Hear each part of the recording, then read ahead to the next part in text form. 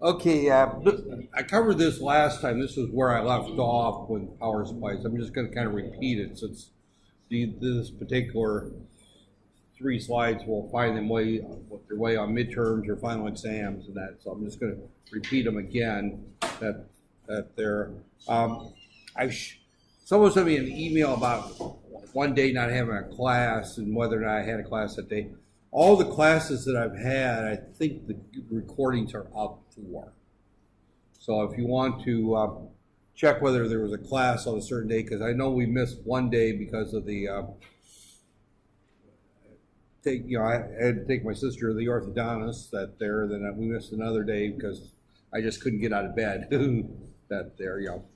which I was a little concerned this morning actually, since I went to Malacca over the weekend and did a lot of walking with my sister, sightseeing and everything, and I was kind of afraid that this morning getting up might be a challenge, but I managed to make it out of bed.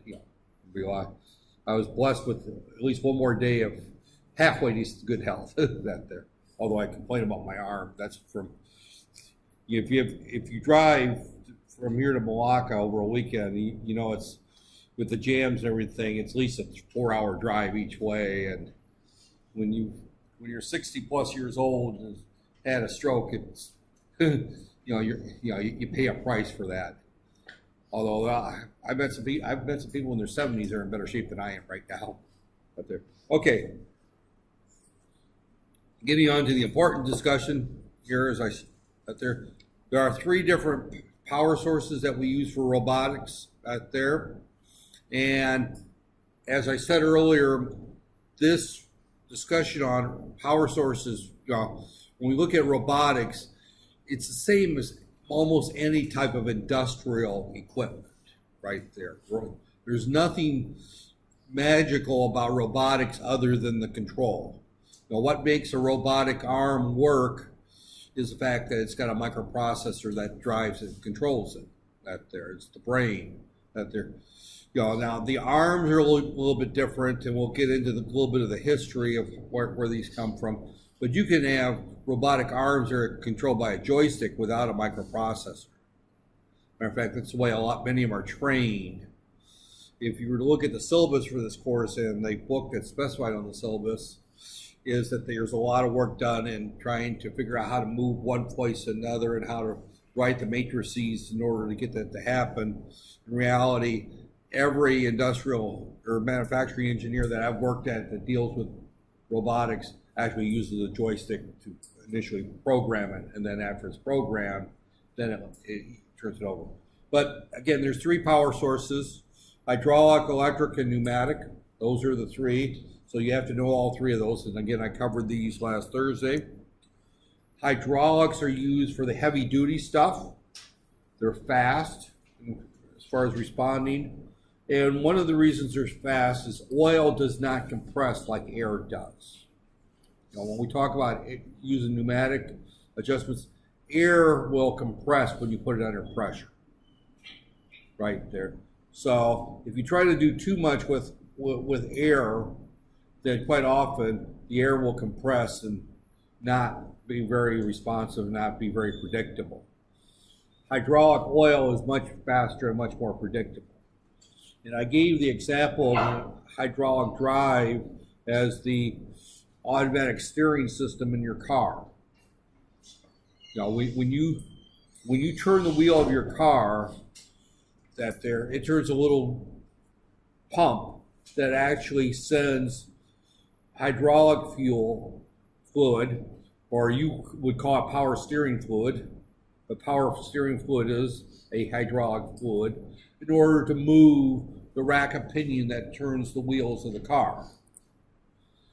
I don't think any of you are old enough to have ever driven a car that was made back before power steering was automatic pretty much on every car. But has anybody drove an old car that the power steering pump has gone out? You're driving along and all of a sudden, the Hulk would have trouble turning the car, turning the wheel when the car is stopped. And when the car is moving, it's easier because the wheels are moving and the car is easier to steer. But I remember the old grandmothers. I should pick on old grandmothers. My wife's definitely of that age out there, but she could not turn a car to park it in a parking lot before power steering. I mean, if I gave her, my old 1965 Plymouth Fury, I mean, my second car, my first car was a small car, it was out there, but the second car was a much larger car. That power steering pump went out, she wouldn't be able to park the thing because you couldn't turn the wheel. And again, the idea of the hydraulic fluid is to transfer energy from the pump to the rack and pinion in order to steer the car, right there. Same thing with hydraulic, arms that pick up engine blocks on a robotic arm on an assembly line. That engine block is heavy. You need something that's fairly powerful. You need something that's fairly responsive. Right there. So prefer to be used in an expressive environment. I don't know what he means by that, but they're large. But again, they're not, not all hydraulic drive robotic systems are large. They're large in comparison to pneumatic and electric. But obviously, the power steering pump on your car is probably about the size of your fist or maybe a little bit larger right there. It's not very, very large. It's tied to the, we call it the fan belt, but the belt that goes around the camshaft of the motor, that there. So the engine turns the power steering pump. That's where the power comes from, and the control comes from as you turn it, that there. In a hydraulic setting, there's usually a hydraulic pump somewhere in the plant that pumps this oil throughout the plant. And they have valves that control that thing. So there is a danger of an oil leak to the shop floor. I won't talk about how many times I've stepped in piles of hydraulic fluid walking through the old brake shoe factory that I used to work at. It was a pretty dirty, cruddy looking factory from the early 1970s when I worked there, mid 1970s, the late 70s. I quit there in 80, so I worked there off and on through the 70s. This plant was built in the 1930s, essentially, and we had a lot of hydraulic fluid leaks from time to time. They can be very dangerous. If you get a hydraulic hose that starts leaking, it can shoot a stream of hydraulic oil at about 70 kilometers an hour into your eyes. I've that there. And so hydraulic leaks are a big problem when you're dealing in industrial settings, right there. So maintenance is a key issue if you're ever in the setting. Hose quality, if you're ever specifying a hydraulic system, don't buy cheap hoses with very cheap couplings, because if those couplings come loose, then of course the hydraulic drive will quit working.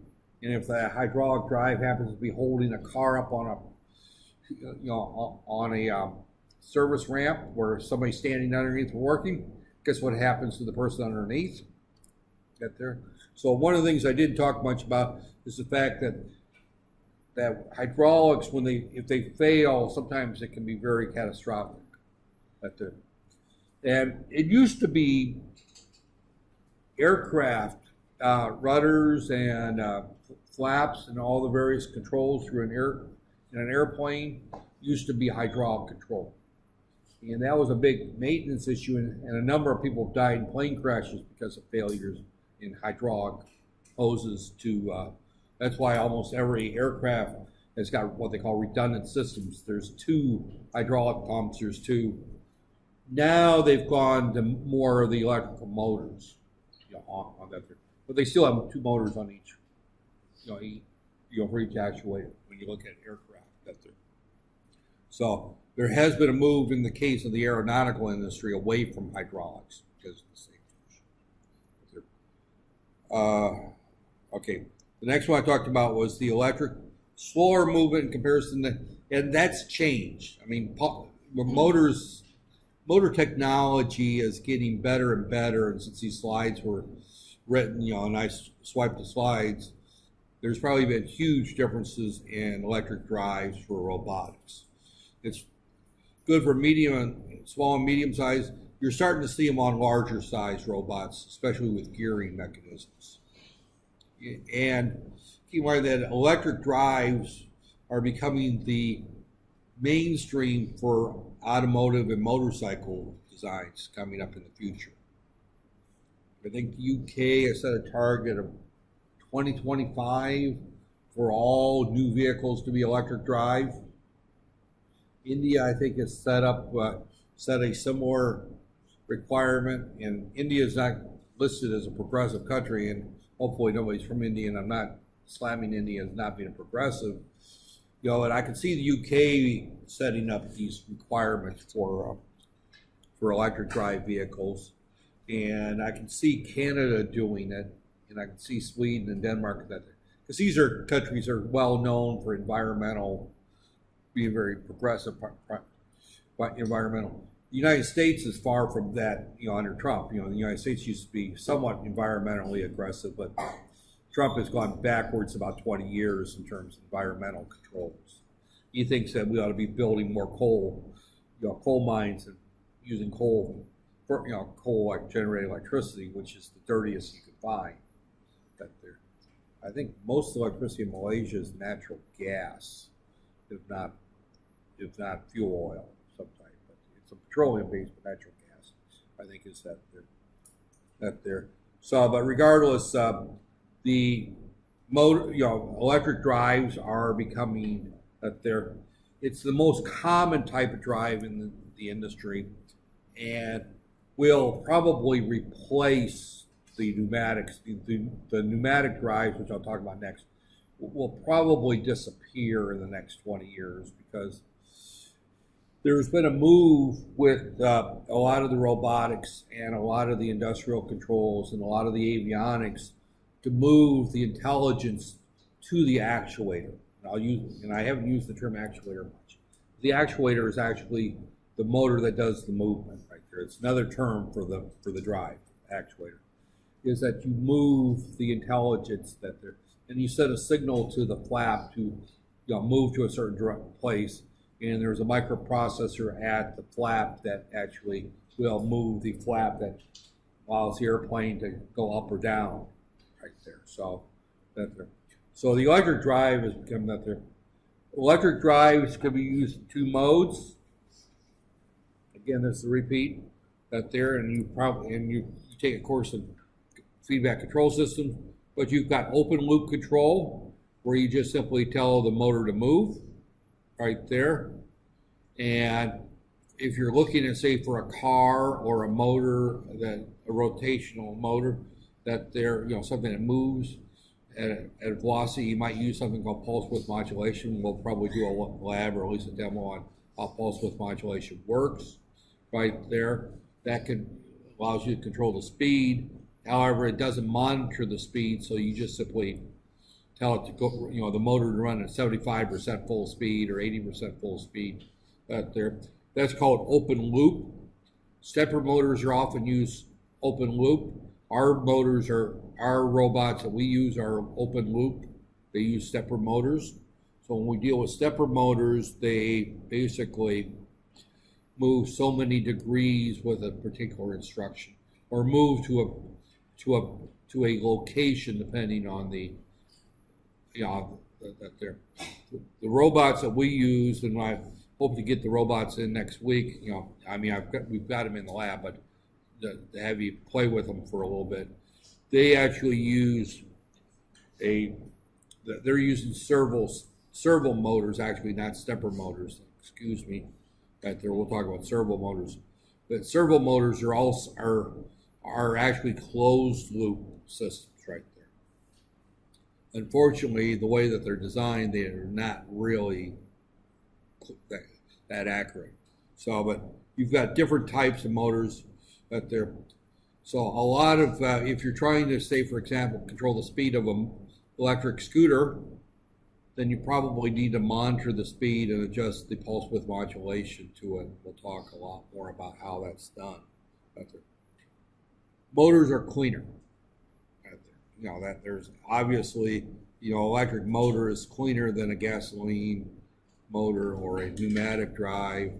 And also notice here that when we're looking at these drive mechanisms, we're not talking about the power source there, with the exception of the electric. Both the hydraulic and the pneumatic require a pump in order to.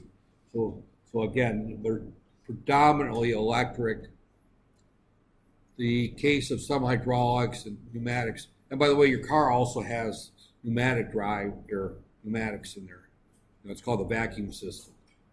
If you open and close the heater, for example, that on an older car that may actually be done with air, where it opens and closes that there. But like the electric drive doesn't have the problem of the leaks in the old that there. Pneumatic preferred for smaller robots. I've used a lot of systems, industrial systems that use pneumatic drives. I mentioned a minute ago just there that a lot of the older vehicles, if you buy anything built in since the year 2000, most likely it doesn't have a vacuum pump. And it's weird that they use a vacuum pump instead of air pressure, but they actually pull a vacuum on it right there.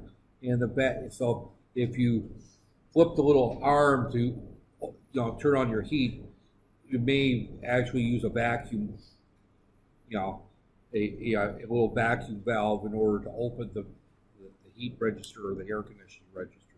Air conditioning is usually electric, but again, we live in Malaysia. How many of you have got cars with heaters in them, right? I grew up in Minnesota. The heater was far more important than the air conditioning. I hate this, that you go out and you get your car and it's minus 15 degrees, you want heat. You go out and get in your car, it's 30 degrees, you roll the windows down and start moving and you get some air moving, right? So people in Minnesota actually, for many, many years, would not buy cars with air conditioning because it was considered a waste. Now, why do you need air conditioner? It's never hot enough to use air conditioner. I don't think I ever lived in a house with air conditioning until after I was married, and that was in Indiana, which summers get pretty brutal in Indiana. But pneumatic is that pneumatics are cheap for the actual actuator, and I'm going to use the word actuator instead of drive. That they're the actual valve but they require the air pump or the vacuum pump, and then they require all the various movements. Quite often you'll see pneumatic used for grippers and things like that. But they're relatively cheaper than they're. But again, that's all relative. But one of the issues with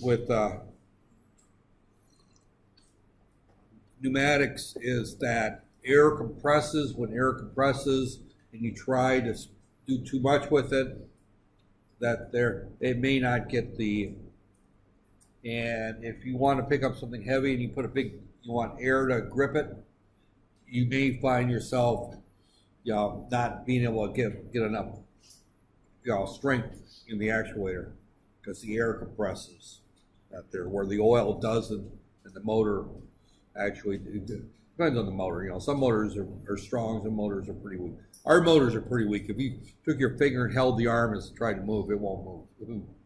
So it's okay. Now this is where I left off last time. I did not. I said that was a good place to start or stop, and I think it is. There's three types of movements that he lists. Rotational movement is the robot will place the arm in any direction on a horizontal plane. That's the rotation of the arm going around this way. It's equivalent to me turning at my waist to pick something up right there. So radical movement, that's where I take my arm and move it in and out right there. And vertical is up and down.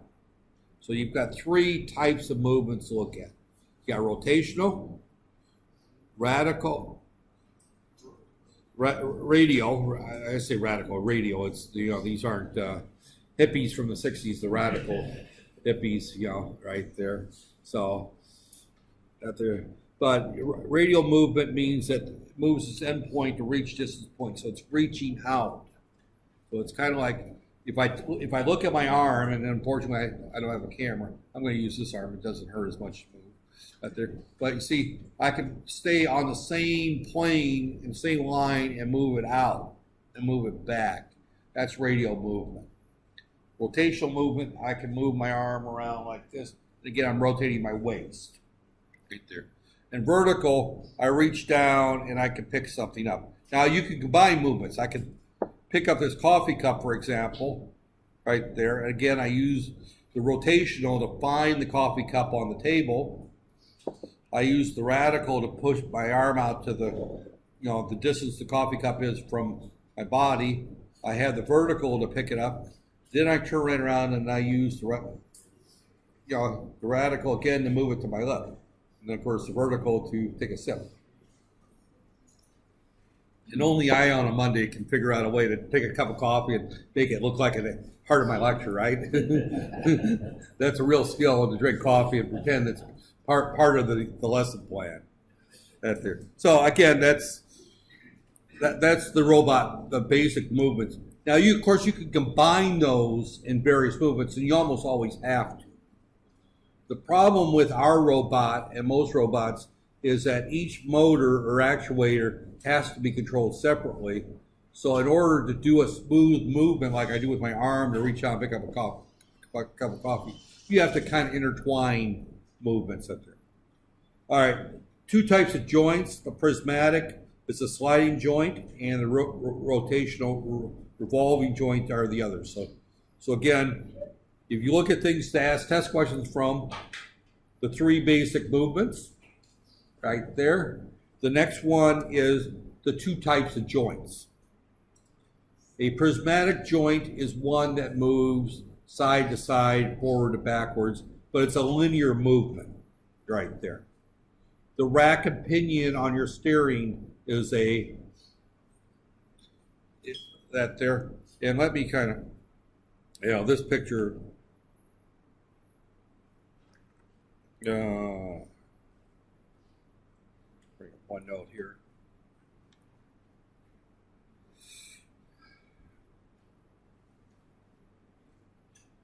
And this, I'm not a good artist, and then keep in mind that I also have the excuse that I've got a right hand that doesn't want to work. Oh, that brought up one note. I didn't want one note. Outlook, I want one note. There we go. Brought the wrong program. There's probably better drawing pictures, but I just use this one here. Insert.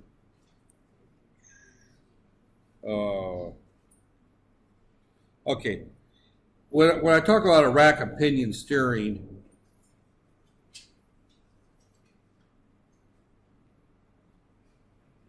right there, and again, I'm not a good artist, but this is a gear surface right there.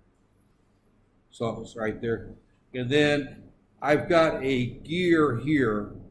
I'm going to draw us a circle, and there's teeth on it right there. Just imagine teeth right there. Right there. And again, even with a good arm, I'm not a good artist right there. So, but in order to turn your car, these are attached to your wheels in some fashion, and then we'll turn that there. It's actually through a series of joints that there. It's a mechanical wonder that they, the mechanical engineers have got this to work. And I've replaced ball joints and front end joint, steering joints, that arms right there. But the power steering pump rotates right there. But as it rotates, it moves the arm this way or this way, right there. So most drives are actually, when we look at electrical, are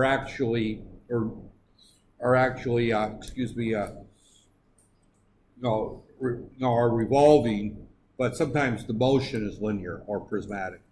Now, there are other types of drives. Here's our hydraulic cylinder right here. And I've got a hose that goes in this side right here. and a hose that goes in this side here. And what I want to move is in the middle right here, attached to the middle right there. So, and this thing could be mounted, and I put fluid in and allow fluid to flow out. That moves this arm this direction right here. So this is another type of prismatic movement that will move linear, right there. And the same thing with arms. These were quite popular in a lot of the industrial presses that I worked with, right there. When you look at an industrial press, when you look at something that lifts a car, in other words, here's my car lift right here. Here's that there, and I will pump hydraulic fluid into this here, and that pushes the car up. I will allow the hydraulic fluid to drain in order to allow the car to lower. Now, if I want to have, now in this particular case, this is a joint, it's a prismatic joint. It only goes in one direction, it goes up or down. That there, in this particular case, here I show a prismatic hydraulic joint that can go in two directions. So I can have, and pump water, the fluid that pumps in this direction will move this way, or I can put fluid into this direction and have it move the other direction.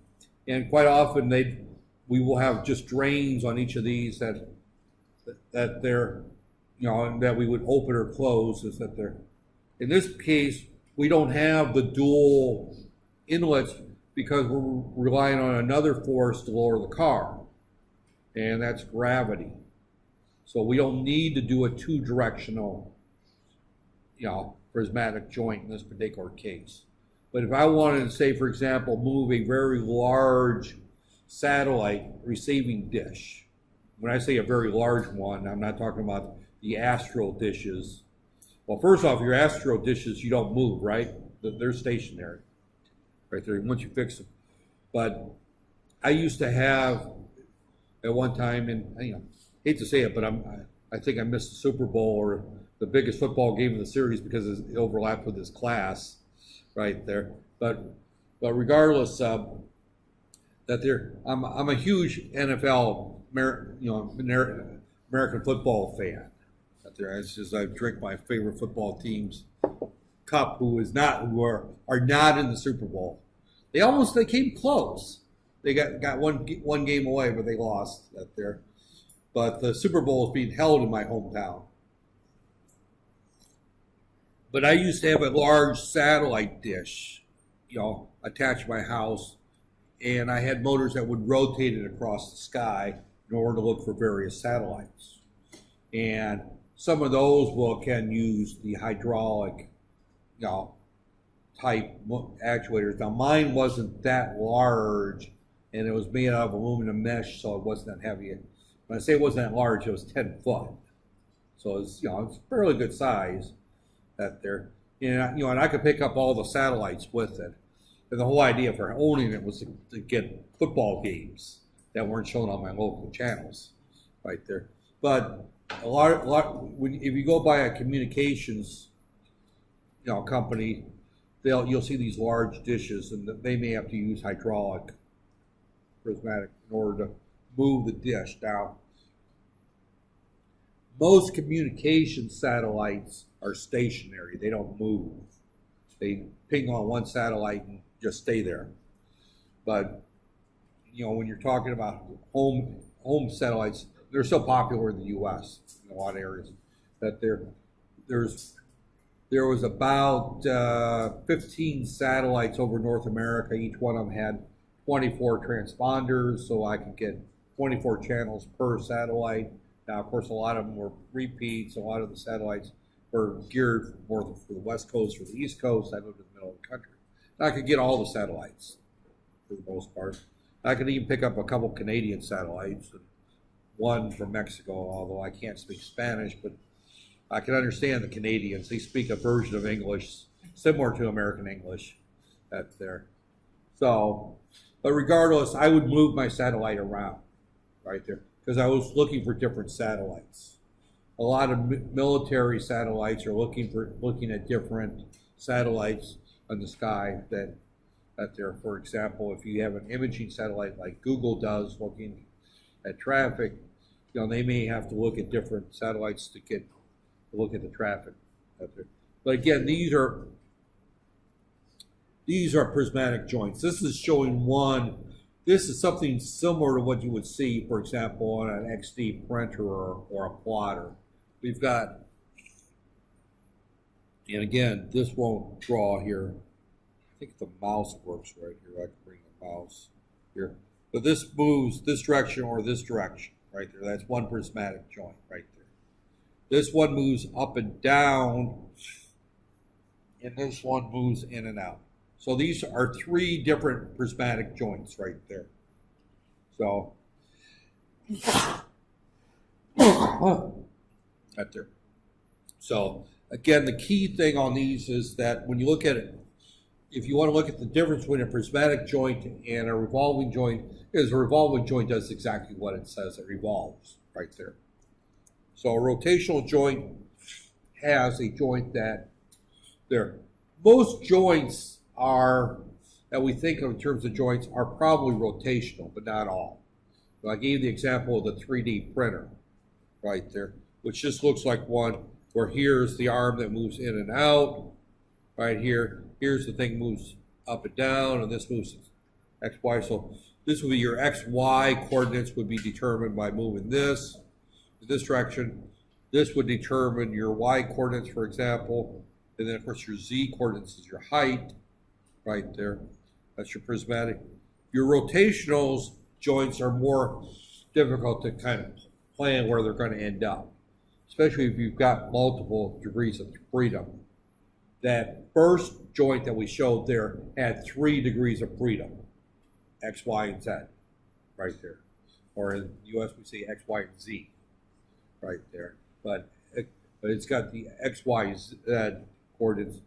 When we look at a rotational, if it's a single joint, for example, right there, the elbow, for example, only goes in one arch that a motion. Now, if you combine it with multiple, so here I'm combining with the shoulder. The shoulder actually has multiple degrees of freedom. It's a very complex joint. I mean, when we look at joints on the human body, the most, what's the word I want to use? The most versatile, or with that there is the shoulder and the hip, and those are a ball and socket joint. When you look at the way that they're moved, right there, you've got a socket right here, and then you got a ball inside here that that's attached to a bone, and various muscles can pull it in this direction, or it can pull it in this direction. So you've got 2 sets of muscles that pull a joint or an elbow, or a joint or your hip. You can either move it up, down, and again, the video doesn't show this, or I can move it this way, right there. And it's held in place by tendons and muscles.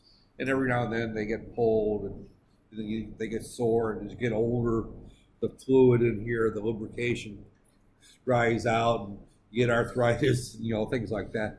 But they're very, very versatile joints. They do a lot of movement, and they can stand a lot of weight. If you look at the hip, it's got to hold the weight of a human body, divided by 2 most of the time, but even sometimes you put more weight on the other out there. And when you get a body as large as I am, I'm asking a lot out of my hips. And then when you look at the movement of walking, I'm expecting this to not only support the weight, but also do it in propelling the body forward or backwards. That there. So when we look at these, and these 2 joints are the most difficult for robotics to try to emulate. Now, later on, I'll show a video on humanoid robots and how things are going. That video.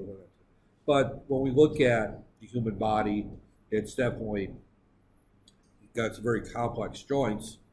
And when we look at the rotational joint, this is more like the elbow. the wrist. The wrist goes forward, backwards, right there, up and down. You can't take your wrist and turn it side to side very well. It's not designed to do that, right there.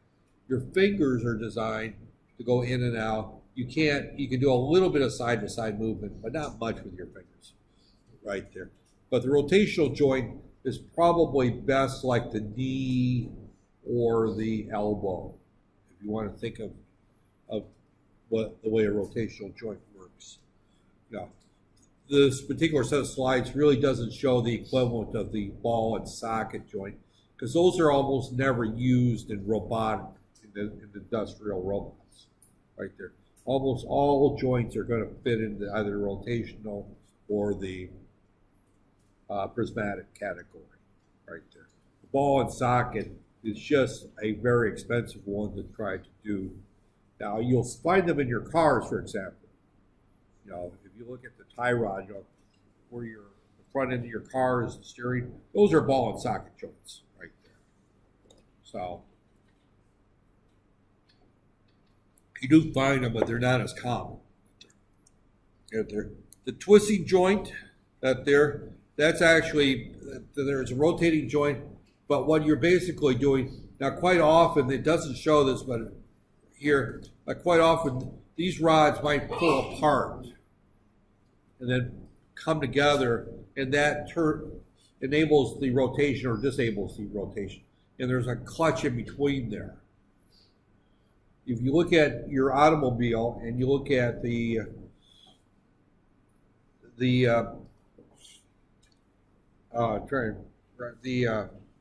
linkage between, the word linkage is, the engine is tied to the transmission right there. So the engine's actually creating the rotational force, and then the transmission, of course, then transmits that to the wheels of the car.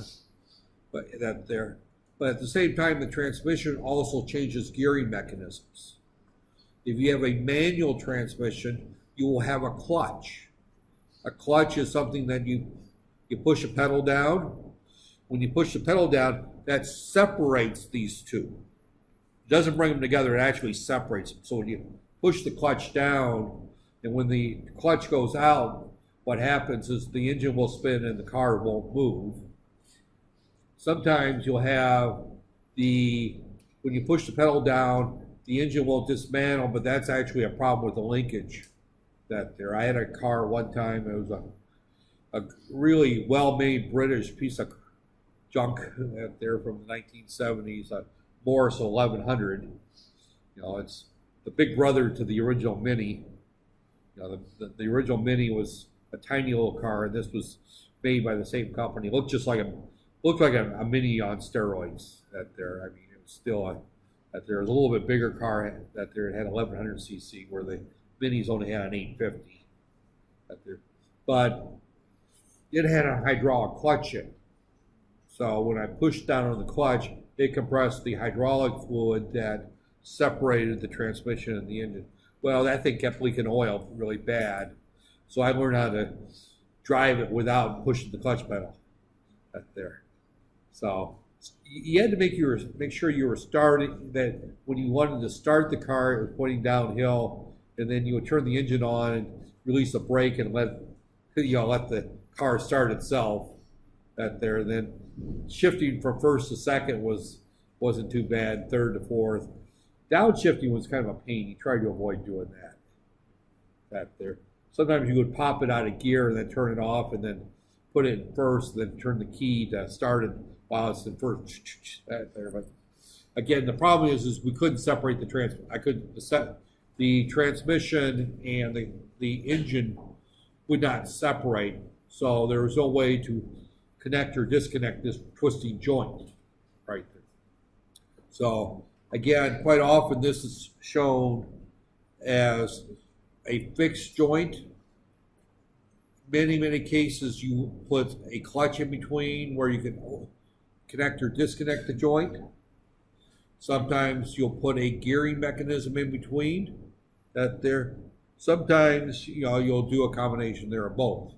So a twisting joint, the main thing when we look at a twisting joint is there's no change in direction of the rotation. It stays rotating the same way.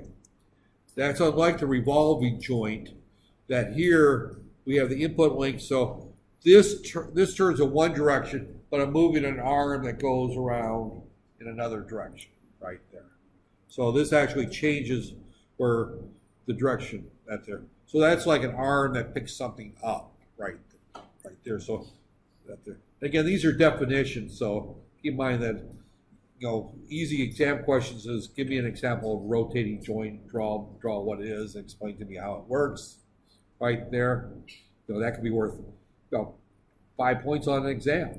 Out of 100 points, at there. So of course I don't tell you which one. It could be the twisting joint or the rotating joint or at there. But these are all, this first set of slides actually covers a lot of material right there. So again, now we're getting into kind of the end. Where are we on slides here? I don't know. This doesn't tell me my slide number. This is getting into the advantages and disadvantages of robots. Again, this is one of those slides that there. Robots never get sick or need rest. Of course, they break that there, but robots don't post messages on Facebook saying I can't get out of bed and come to work today. Right there, they're always there. A robot is usually used where the work is dangerous. Where you try to. There's a lot of use in robotics and robotic type technology in, for example, a nuclear power plant. If you walk into a room, a nuclear power plant, there may be enough radiation there to make you very sick and kill you. So obviously you want to do that there. Very hot environments. Search and rescue. Before you start sending medical personnel in to look for survivors in a fire, you might want to send in a robotic, a robotic device with a camera to look for people. That way, one is if there's nobody in the building, you don't have to put anybody in harm's way. And two, if there are people in the building, you know where to send them without them going through looking for that there. So a lot of robots are being used in those types of things that there. We won't get into the military applications. I talked about that. Robot work can be repetitive and unrewarding. And I see that was my first example that I gave. Picking up the magnetic cores for a speaker. It's a piece of iron from a cart, putting on speakers as they went by that there in order to assemble loudspeakers for cars. I mean, the company's name was Pyle. If you ever do a search of P-Y-L-E space driver, you'll probably find references to the old Pyle driver out there. So, but it's funny because I used to, just before I moved to Malaysia, I lived 2 doors down from the owner's wife, widow. So I kind of joked with the fact that her husband used to be my boss for about 4 hours. There we go, right there. One of the things that they don't mention here is that robots can do jobs that are much more difficult than humans. Putting an engine in a car is a very difficult thing for one person to do using a chain hoist or even electric hoist, where you've seen them, maybe you haven't, but it's a hoist that lifts things up and down and can do very heavy loads. It's got a little hook that you mount the chain, and you got the up and down button. And you want to mount an engine in a car, you've got to get that thing precisely placed. I can take a robotic arm, mount it on the engine, and put it exactly where I want. Bring another robotic arm in and screw the screws in on the engine mounts. A lot easier to use the robots than people right there. It used to take when you look at assembling a car, and I'm just guessing, it might have taken probably 12 man hours, for a car to enter the beginning of the factory to the output of the factory, going through the assembly line. Now, before Henry Ford, there wasn't even the assembly line. They would build the car in place. And it would take 24 hours to assemble a single car. The assembly line cut that in half. And then, of course, was it Plymouth or one of the other car manufacturers that they're, and a lot of these early car manufacturers are named after people that started the company. There was a guy by the name of Chevrolet that started the Chevrolet that there. Henry Ford, of course, is quite well known, actually the Ford family that there. But a lot of the early work in robotics was in the automobile industry. We'll talk a lot more about that when we get into PLCs. Look at the fact that General Motors essentially invented the PLC right there. So what are the disadvantages of robots? Not creative or innovative. Now, again, that's changing, but typically when we look at a robot, it's not going to write a piece of music that you're going to like. Now, again, there's robotic, I joked about the fact that the first robot that replaced a human job was the piano player. And why would you replace the piano player with a robot? Well, number one and number two come into play there when we look at the old barroom saloons in the U.S. We're talking about in the 1800s in the U.S. where the gunslingers. Everyone's seen a cowboy movie where the guys will walk into the bar and they're drinking whiskey and playing poker, right? Obviously, they did not read the Quran out there. But I mean, and there are still places like that in Texas and Oklahoma and out west. Fortunately, not too many of them, but out there. But piano players would, they're playing in the bar. They would start drinking. They'd get drunk and get pretty bad. Right there, that was one of the problems with live music in pubs back in those days. They called them saloons, not pubs, and that actually was a problem in some of the places I went for live music, even in the 70s.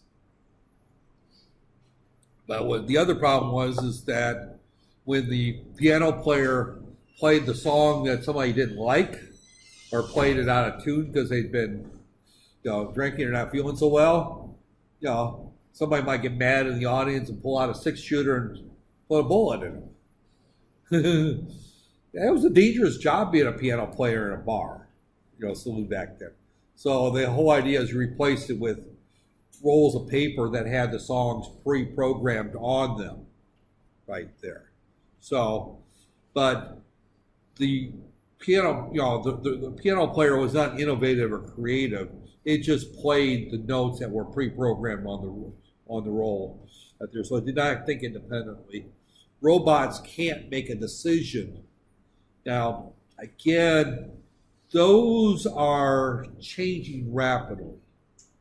If you look at the research, and this is going to be kind of one of those exam questions that or homework problems you might see coming up. I haven't put together what all the assessments are. Is when you look at the changes in robotics, and you look at something like self-driving cars and independently operated drones, I mean, you're asking this piece of electronic machinery to go from point A to point B safely with things popping up that are not part of the program. Now, somebody walks in front of the car when you're driving it, you as a driver are in the loop, and you can think independently, and you can make a decision. That's that brother-in-law I don't like, so I push the accelerator, or this is or that's my sister, and I do like her, so I'm going to hit the brake. You make decisions there, and I'm not advocating that you run your brother-in-law down out there, but you understand what I'm saying is you have to make a decision on what to do when somebody walks out in front of you. Somebody cuts in the queue in front of you while you're sitting at a red light, and there's nothing that irritates you more than that, right? Out there, and you have to make decisions because that individual who's driving that car is obviously not following the preset rules of the road. Robotic cars are very easy to come up with if all the drivers follow the rules. So if you're in a country like Australia or Canada, or I won't say the UK or the US because we got too many drivers that don't follow the rules there. I definitely won't put Ireland in that equation because they have too many drivers that don't follow the rules because of the various pubs in the Irish community out there. And the U.S. has got that with the young drivers out there. But they also, you go into cities like Chicago, you got a lot of people that just come straight from overseas and they bring in all their driving habits from Italy or India or whatever country, Mexico they come from. And I'm not saying anything bad about the individuals, but these are countries that don't necessarily follow the rules as well as you would find, say, a city like I lived in Fort Wayne, Indiana, where I taught for many years. It's